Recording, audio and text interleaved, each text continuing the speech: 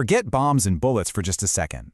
What if I told you one of history's most powerful weapons didn't explode, but just reflected? We're about to dive into the wild story of how simple mirrors have shaped warfare, from an ancient, legendary death ray all the way to the deadly skies of World War II. All right, let's go. Picture this. It's 212 BC, the siege of Syracuse. The massive Roman fleet is closing in on the city. Things look grim. But Syracuse has a secret weapon, the mind of an absolute genius, Archimedes.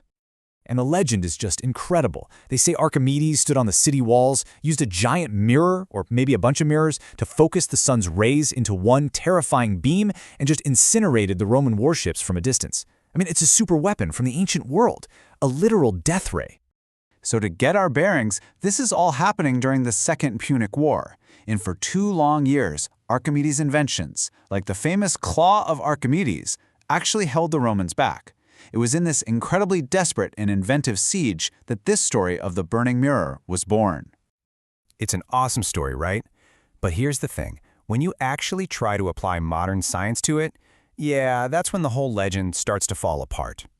People have put this to the test, a lot. From university researchers to TV shows, they've tried to recreate it. And the results? Well, they're pretty clear.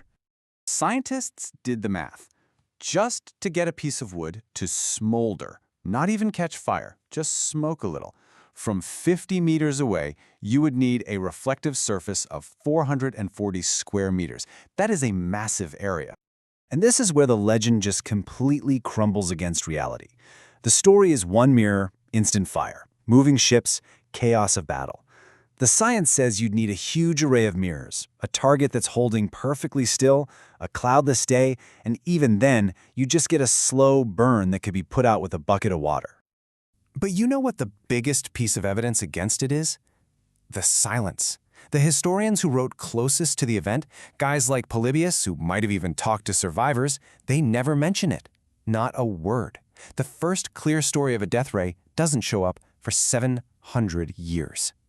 So, okay, the death ray is a myth. A fantastic story, but a myth. But the real history of reflective weapons? Well, it's actually even stranger, because it stopped being about destruction and started being about something way more subtle.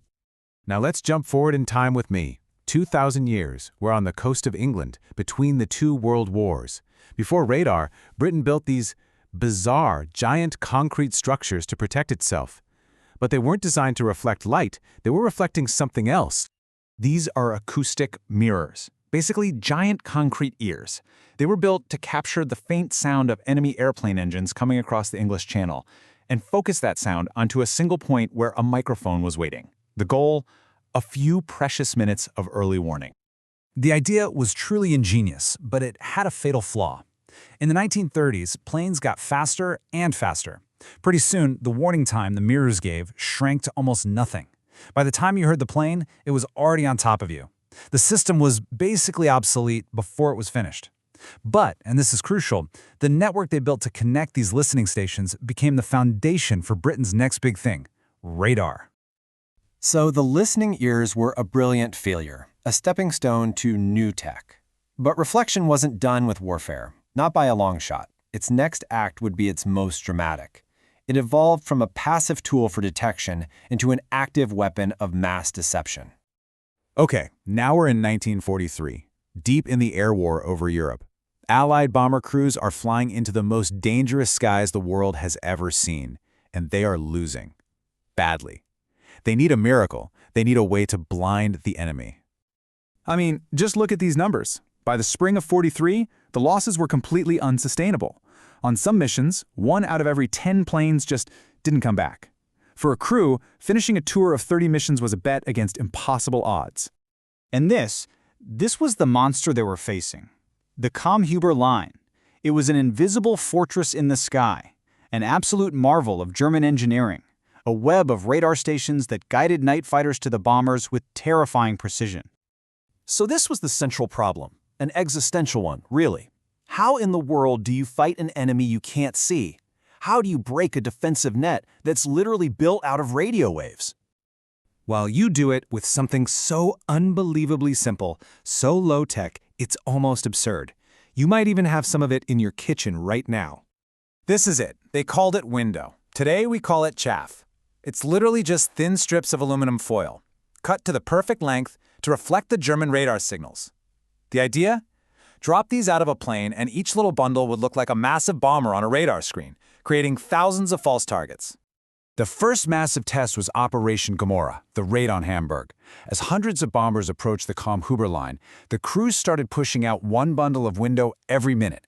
On the ground, German radar operators could only watch in horror as their perfectly clear screens dissolved into a chaotic blizzard of electronic snow.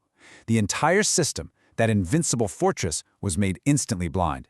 And the effect, it was immediate and it was staggering. Bomber losses dropped from that catastrophic 10% all the way down to just 1.5%. A cheap, simple trick, basically tinfoil, had completely defeated one of the most advanced defense systems ever created.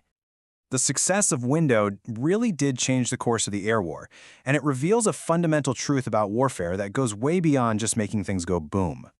And this is the core lesson here. Window didn't destroy a single radar dish. It did something much more powerful. It attacked the system. It broke the enemy's trust in their own technology. It turned their greatest strength into a crippling weakness. So this leaves us with a pretty powerful thought.